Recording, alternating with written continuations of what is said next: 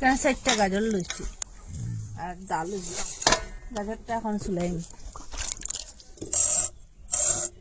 ওরকম করে এটার বাকলটা হলাম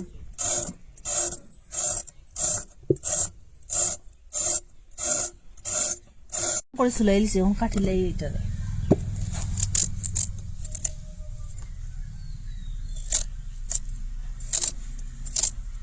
ওরকম করে কাটিলাম সবটা ওরকম করে কাটি লিছি। আকড়াইয়ের মধ্যে 1 কাপের মতো জল দিচ্ছি। জলের মধ্যে এটা গাজরটা দেব। জলটা শুকাইব গাজরটা সিদ্ধ দিতে দিতে। এখন ডাকিয়ে রাখুন, জলটা ফেলাইতাম না।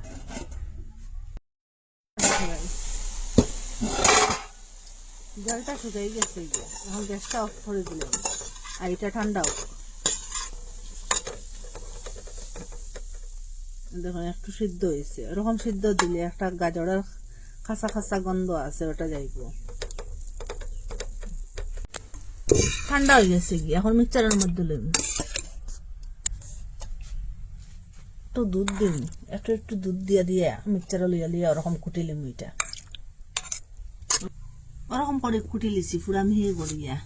এখন একটা ছোট গামলা লইছি, এটার মধ্যে এখন ঢালি দিন। আর বাকি যেটা আছে ওরকম কুটি লিম, ওরকম মিহি মিহি করিয়া পুরা ফাইন ভাবে কুটি লিম। ওরকম করে ফাইন করিয়া এটা কুটি লিছি মিক্সচারে দিয়ে। আর 1 বাটি আটা লইছি, এখানে দিব 1 বাটি আটা। আপনারা আটার জায়গায় ময়দাও দিতে পারেন।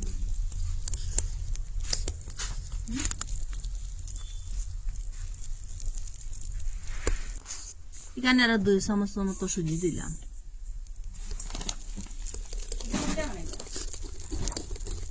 খুব ভালো করে ওরকম মিশাই। এখানে বিট লবণ দিলাম আর একটু। এখানে সামান্য ফুড কালার দিয়া দিব। গাজর দিছি এটা লাগিয়া, একটু কালার দিলে দেখতে সুন্দর লাগবো আর খাইতেও তো ভালো লাগবো। খুব ভালো করে মিশাই মনে খুব করিয়া।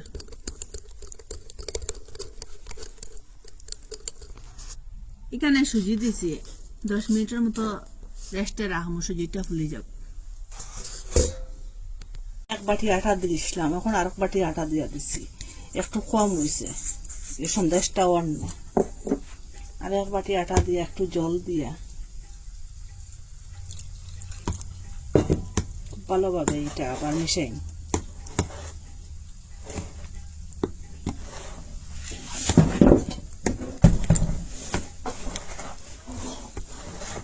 আটার লাগিয়ে আর 1 বাটি ময়দা দিলাম আর একটু জল দিই মিশাই।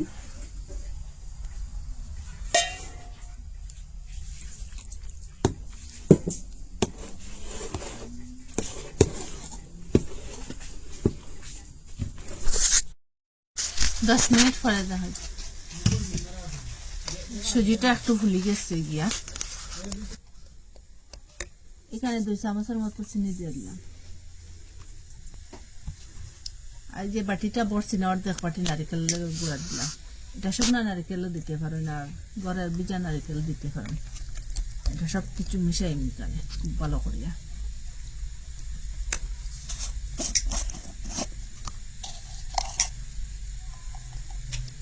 এক চিমটি দিয়া দিলাম, একটু বেকিং সোডা দিছি।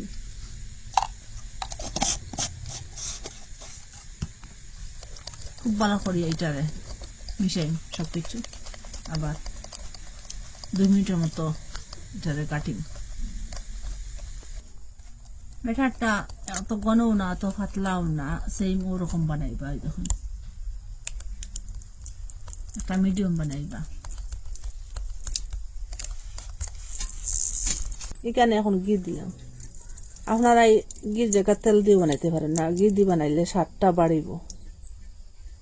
1 বাটি চিনি দিছি,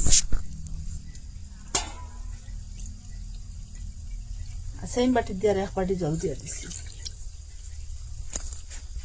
এখানে আর 3টা মুখ ফাটাই এলাচ দিছি। এটা দিলে সুন্দর একটা গন্ধ হইব।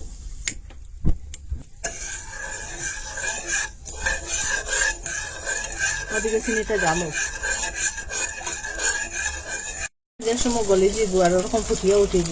এটা গ্যাসটা অফ করে দিলেন। এটা একটা দোকান না বানাইলেও হয়ে যায়। হাতা দিয়ে এক হাতা দিলাম, আর আগুনটা লো মিডিয়ামে রাখলাম। এখন এটা পাল্টাইয়া দিই।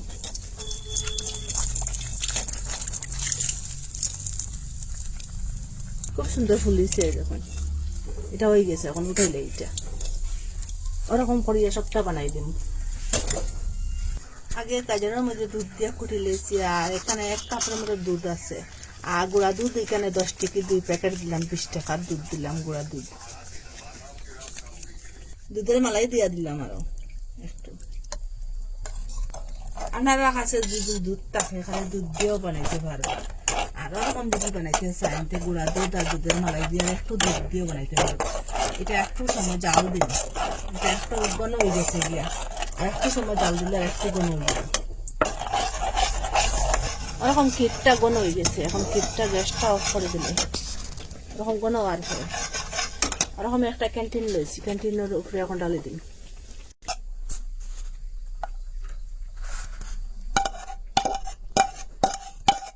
এখন ঠান্ডা হয়ে গিয়ে ফ্রিজের মধ্যে রাখি দিন, পুরো এটা ঠান্ডা হইব, সেট হয়ে যাবো। একটা ঠান্ডা হয়ে গেছে, একটু গরমের মধ্যে বইলাম, আর মালপাটা একটা একটা করে দিলাম শিরার মধ্যে। এটা ছোট, এটার মধ্যে জায়গা হইতো না, একটা একটা দুইটা দুইটা করলে উল্টাই পাল্টাইয়া দিন।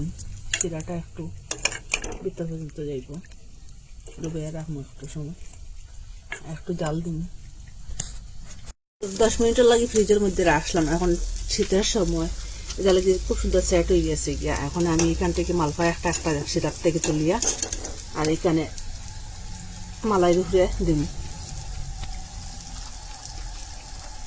এখন করে মালাই উপরে দিন, সবটা আর ওখানে শিরাটা লাগাইম আর মালাই উপরে বসাইম। একটু লাড়াফাড়া করলে দেখুন তেল ঘিটা গরম হয়েছে, একটু লাড়াফাড়া করলে খুব সুন্দর ফুলিয়ে উঠে, দেখুন খুব সুন্দর ফুলিয়ে উঠছে।